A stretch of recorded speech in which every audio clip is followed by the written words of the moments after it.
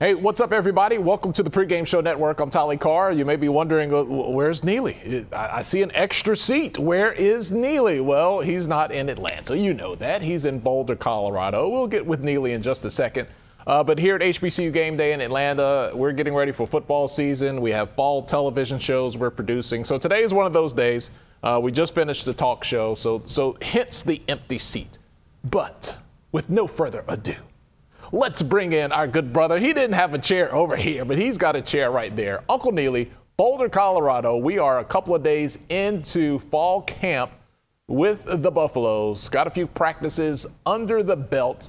Neely, this is kind of what we've been twiddling our thumbs all summer long waiting for, and now it is finally here. It is absolutely here, and things are going well. You know, you have to make it after spring ball through summer and summer conditioning before you get football time in America again. But hey, you are now less than 30 days away from the start of college football, about 29 days away from the start of Colorado college football. And we have 3 fall camp practices under our belt, and everything is much improved and moving in the right direction. Well, Neely, you know, there's no shortage of storylines, and every day somebody says something, somebody does something, and we want to talk about it. So right here on The Rewind, I didn't properly introduce the show. The Rewind, Neely, we're like at episode 30-something, man. We've been doing this for over a year now. So let's take a look back at the start of camp, and let's start here. The first meeting, which was on Sunday morning. Last week's episode, we talked about what not to do. Don't bring your hat. Don't be late. Not only don't be late, be early. The whole deal. How did it go, the very first meeting? You know, went very well. There was a curveball, because when you start fall camp, you treat it like it's day one, even though you've had summer conditioning and you've had spring ball, you treat it like it's day one. So Coach Prime said, hey, look, nobody's in trouble, but if you got a phone, take it out. Of course, nobody moved. And so he says, no, I'm serious now. You're not in trouble. If you have a phone, take it out. You had about 10 guys get up sheepishly. And he said, okay, now that we've been through that, we're about to search bags. So I'm gonna give you a second chance. If you have a phone, take it out. And then a whole another group of 10 got up to take their phones out. So it was a good exercise in following the rules. You know, there's no way your phone can ring in a meeting if you don't bring it to the meeting. And so it was just his way of setting the tone on day one. Don't forget the little things. Don't forget the discipline. Don't forget what it takes to be a Colorado Buffalo. And that means paying attention to the details and the rules. So even if they're off or on silent or on mute, airplane mode, doesn't matter. No phones in the meeting room. Because you can mess up, Neely. I have this one setting because I get in trouble if my wife calls and I just not only do I not answer, I didn't even realize she called till like 3 hours later. So I went in and I Googled the setting. No matter what my phone says, if my wife calls, ring, right? And you might have that for your mama, or you might have that for your girl, or might have that for your other girl. They're young, Neely. You know how those boys do. So you never know what can happen. But it sounds like your one lifeline that you had, Neely, Coach Prime got that out of the way on Sunday. Yeah, no more lifelines for phones. That's it. And Tolly, I do a lot from my phone, so there's a 99% chance my phone is in the meeting. And when I tell you I can't count the number of times I check it to make sure that it is on mute, do not disturb, airplane mode. I have so many do not ring settings set that I think they're going to cancel each other out. So I sit there the whole meeting nervous, like I'm in trouble because I hold my phone on the ring because one time it did ring at Jackson State, and he looked to stop the meeting.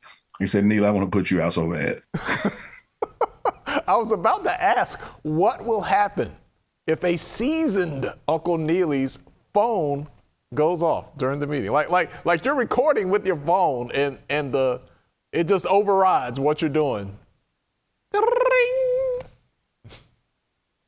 Oh, I know I'm getting thrown out. I don't have to guess. Todd, let me tell you this quick Jackson State meeting story. I rode to the meeting with him on a golf cart. We walked into the building together. Security needed me to get a package for him. I stopped to get the package. He kept walking. He went in the door 20 seconds before me. When I walked in the door after him, he stopped the meeting and said, hey, man, if you're going to cover this team from the inside, you need to be on time. Damn, Neely, that's that's pretty tough. We hope that translates to a 4th and 1 and everybody knowing what they're supposed to do and doing that, and we can actually see the results because the demand for excellence and accountability is there. All right, let's get into some of the players. What we're going to hear from this about this guy in just a second. We're going to have a little soundbite for you. But Trevor Woods made the switch from safety to linebacker. And Neely, this is not the first time where a player's fortunes, his life has changed by being amenable to making a position change. Yeah, absolutely. Coach Prime and his staff, when they get to know these players and their skill sets and the schemes that they could work best in, and also what could get them to the next level, they're quick to sit down with them and say, hey, you should consider playing this position versus that position. One of the key ones that comes to mind is James Houston back at Jackson State, who transferred from Florida and wanted to play linebacker. And Coach Prime, was able to persuade him to play edge rusher, and it's what propelled him to the NFL. Different dynamic here with Trevor Woods because he's what we call OB, which is an original buff. He was a part of the team before we got here. He was one of the guys who stuck through that transition and didn't pack up and has really made a name for himself. You remember the TCU game, playing the safety position, he got an interception. But with so much talent in the safety room, it was a better fit for him to move to linebacker. And this is the year that he's doing that. And 3 days into camp, and he's got about 3 interceptions already from that position. All right, let's hear now from Deion Sanders, and he speaks to Trevor Woods directly in a player meeting, and he tells them exactly what he thinks of his talent and where it can lead him. You really did. You darn sure did. You had a couple of great hits after me in the past. You really did. Anybody else? I picked 2 balls off. How'd you do it? Read my keys. Get that mouth. Man. I read my keys. Been a great player. You're going to go pro, man. Understand that. I believe in you. We believe in you. You're a pro. I don't know which way, or this linebacker, special teams, what is it, but you're going to go pro. I can't think of nothing you do wrong. Is there anything he does wrong? He hustles, great attitude, great teammate, came in here with the OBs, maintained himself, never complained, right? Does what he's supposed to do. He is always where he's supposed to be. Has he ever been late? No, sir. Ever talked back? No, sir. Ever been undisciplined? No, sir. Ever dressed out of order? Not getting all in the weight room? That's what we're looking for. That's exactly what we're looking for. Anybody on this side? What you do good yesterday? Well, Neely, that is high praise, nearly perfect praise from a person that demands perfect accountability and perfect results to a degree. When you look at everything that Deion Sanders has accomplished in the world of football or even beyond, he knows and recognizes talent. And to have that moment during a meeting to point out one of his players, a player that was here, during 1 and 11, a player who stuck through, the mass exodus and rose to the standard of what Coach Prime's culture in this organization, and then has even been willing to switch positions and excel at that. It was a surreal moment because here you have a Hall of Famer, your head coach, a guy who's in broadcasting, a guy who general managers call up for advice before they make selections in the draft, and he's pointing you out and saying how you do all the right things and you're going to be a pro. Yeah, that has a lot of Colorado fans excited.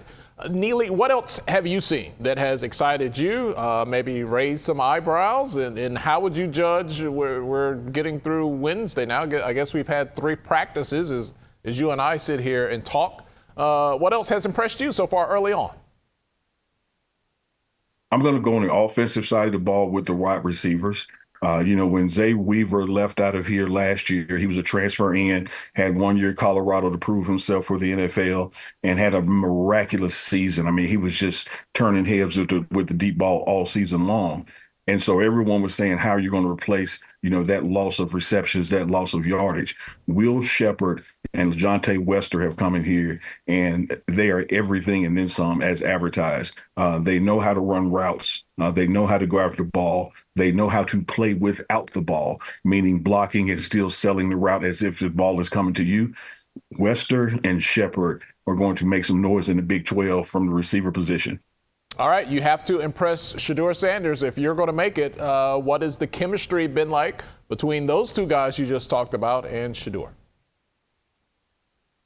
Well, during the spring and summer, in addition to what was taking place here in Colorado, Shedeur was in Houston or at Country Prime at his father's ranch with his receivers working out. So that chemistry is already in midseason form. So they know what the expectations are for the route. They run the routes at practice and game speed because that's the speed that you're going to be playing at. They're all approaching these things like professionals. And keep in mind, the wide receiver coach was once the receiver coach at Jackson State with Shedeur Sanders, so you have that relationship. The wide receiver coach once led the nation in receptions at the University of Houston, and his quarterback, Andre Ware, went on to win the Heisman. I'm speaking of Jason Phillips, who played with Coach Prime with the Atlanta Falcons, was All-American at the University of Houston, led the nation 2 years in receptions. He knows how to coach wide receivers and get them ready to play with a quarterback of this caliber. So it's going to be chemistry and beautiful music out there on their field this fall. Neely, what type of corrections have you seen in practice so far? Guys come back, you got to get things under your belt. What have the coaches been able to correct some things, and those corrections are made very easily, or are you seeing like, hey, these things might take a little longer than we thought? They're going to take at least another week or so because, Tolly, you can do all the summer conditioning you want, but there's nothing like football practice conditioning. There's nothing like being in shape to play the game. So when you get into August and you had a wonderful July and June working out, when you get to August at this altitude and you're actually playing football, there's going to take some time to get into football shape. So you hear the coaches out there, particularly on defense, saying, you got to get after the ball. We got to be ready, getting back to the huddle on offense. And it's not that this is a tempoed offense playing fast for the sake of being fast. It's just trying to replicate game speed, and a lot of the team is not in game speed shape yet. But that's to be expected, 3 days in. That's one of those things that will shake itself loose in the next week or two. But you're not hearing a lot of corrections as far as, people not being where they're supposed to be or not understanding the concept. We just got to get another few days on our belts where we can get in football shape. All right. One of the articles that we had this week on thepregameshow.com, and there's video as well on the Pregame Show Network's YouTube channel. Coach Gary Harrell, Coach Flea, was one of the first coaches to talk to the media after the first practice. He's in charge of the running backs, of course, and he told us, Neely, that Charlie Offerdahl, the once walk-on, received his scholarship last year, will start fall practice. Taking reps with the ones. He'll be the lead dog, so to speak. He has earned that. But there will be a lot of competition, and there was a lot of names that Coach Flea ran off. You can check that article out again at thepregameshow.com. Neely, are we going to have this beautiful story with Charlie, or is Charlie going to have to buckle up every day because there's a whole lot of competition in that room? I think it's going to be both. I think there is going to be a beautiful story with Charlie Offerdahl. I think he's going to get reps. I think he's going to score a touchdown here in Folsom Field and on the road, on the ground. I think that is absolutely going to happen. But I will say this, spring ball is what you do for evaluations. And then you get to fall camp, and that's the validation, where so many of these running backs were not necessarily here during the spring, that they didn't get that evaluation process. So right now, Charlie Offerdahl, from walk-on to scholarship, is RB1 and be getting the lion's share. But, those other guys are chomping at the bit who transferred in, and also the true freshman, Micah, who's here. So I think you're going to end up with about two backs, that get carries during the game, and maybe even three when it comes to what's the favorable matchup and running style as the season goes on. Because this team is not being built for a 12-game season. It's being built for a 17-game season. When you look at the calendars around this building, they don't stop at Thanksgiving with Oklahoma State. They stop with a national championship. You're going to have depth. So that's why I think regardless who's called RB1 week one, the others will still get their opportunities as well. When you look at that room, do you think there are more guys in that room this year than last year that can run between the tackles when called upon?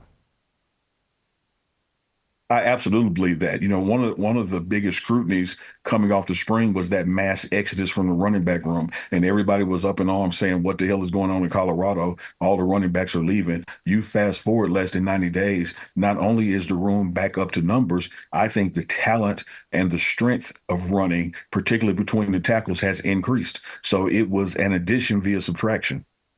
All right, there you got it from Uncle Neely. He's watching it up close and personal. One of the things that you saw, was it Wednesday or Tuesday, second or third practice?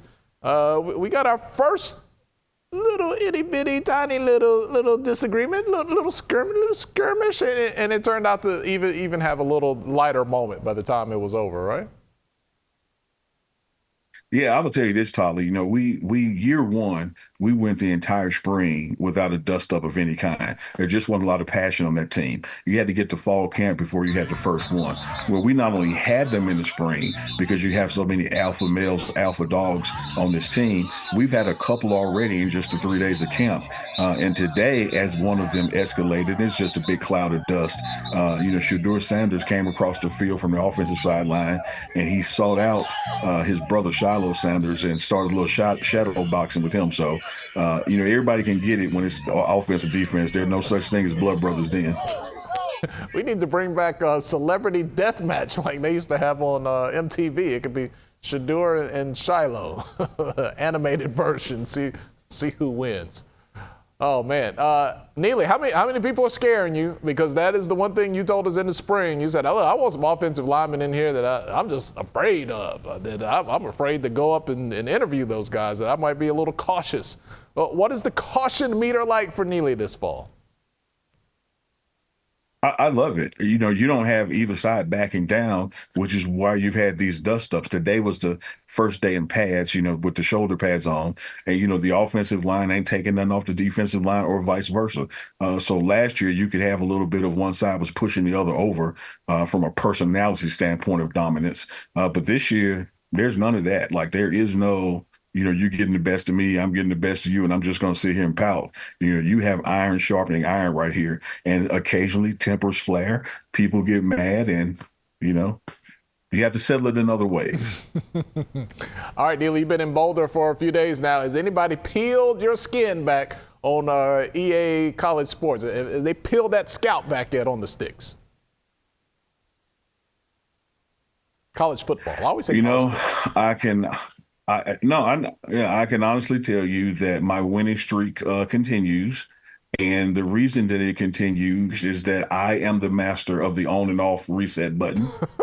And just last night, there was a team about to get the best of me. And in the waning seconds of the game, somehow it just reset and it, didn't save. Oh, Neely. I like your style, man. I like your style. All right. You are working hard. You're back. Practice means that you are all over the place. Wednesdays with Warren is back. You guys took a little 2-week vacation. Coach had to get it in before it was time to get it in. But that is back this week. Tell us, Neely, if you lay out, because each year, each season, there's growth. What can people expect content-wise from the Pregame Show Network now that practice has begun and we're about a month away from the season? I think we're just going to go continue to go deeper into the characters and the personalities around here. For instance, the Wednesdays with Warren, you get to hear and see Warren Sapp almost like sitting in a living room talking, in your living room talking. We don't have a script before we start. We don't, say, okay, we're going to talk about this and not that. Whatever comes up for those 15 to 20 minutes on show day when we hit record, that's what comes up, and it allows you to see and how he navigates around here. We're going to be doing some things with Coach Prime during the season that we haven't done before. Looking at bringing back the interviews with players as well, during the game that will run with their highlights. So there's going to be some new and dynamic stuff. There's going to be content certainly once a day being posted, but more than likely 2 and 3 times a day because that's been the standard so far that we've been back. All right, we kind of had a cheeky grin moment with Trevor Woods earlier in the week. That first practice, he said he had two picks, and then somebody was like, "Well, you picked off 2? Like you picked off Shedeur Sanders, number 2?" Let's set the record straight. Who did the interceptions for Trevor Woods come against? Well, because the 1 defense, which Trevor is on, goes against the 2 offense, those interceptions were against Ryan Staub, the backup quarterback. But it was funny that it was almost like that Mickey Mouse skit where you killed the flies and everybody think you killed the giant because they overheard wrong. And so when he was saying, I picked 2, they were thinking that he picked off 2, which is Shedeur, and I love the way he didn't fix it. And I would imagine, Neely, Shedeur has been interception-less first 3 practices. He has. Everything is going well. There have been some miscommunications in timing, but so far so good. I remember the Jackson State days in practice. Somebody had an interception, and we were talking about it, and there was a hint of speculation that they had intercepted him in practice, and Shedeur had to clear that up very quickly. So we need to always stay on the record about who was in the pocket when these guys get these interceptions in practice. Neely, I'm so excited about the season, man. This first week has fired off, and we were just kind of sitting around, chilling and talking about video games, and before you know it, we are 3 practices in. Neely, in the comments last week's video, and I kind of jokingly but seriously talked about I was not receiving any gifts, and Neely was receiving all the gifts. Neely, I had some people said I was hating on Neely for getting the gifts. Can you believe that? I can't believe that because the comments can go off the rails at times, but Tolly Carr doesn't have a hate bone in his body. He has a keen sense of humor that is an acquired taste. If you're not quick on your feet, you get halfway home before you realize he stung you. But no, Tolly Carr ain't the kind that doesn't want somebody to not get theirs because he ain't getting his. What people should do instead of hate is, hey man, send the brother something, man. And look, keep it simple. Send it to Neely. Neely will get it to me. All right, just send it to Neely. You don't have to get all these addresses. Send it to Neely. Neely's going to come see me in October. It'll be the 5th time we've ever seen each other in person. But Neely's going to come to Atlanta in October, and he's going to be like Santa Claus. He's going to have a whole bag of everything that you sent Neely intended for me. So that's how we'll do that. That's how we'll do it. Neely, I'm looking forward to our conversation next week as we keep it going, man. The season will be here before you know it, but so many storylines in practice. Make sure you are subscribed, you have your notifications, you're checking us out at thepregameshow.com and all of our social media. It's easy to remember, the EE Pregame Show. All right, he's Uncle Neely. He's got to get back to it in Boulder, Colorado. It's Tolly in Atlanta. We'll talk to you next time right here on The Rewind.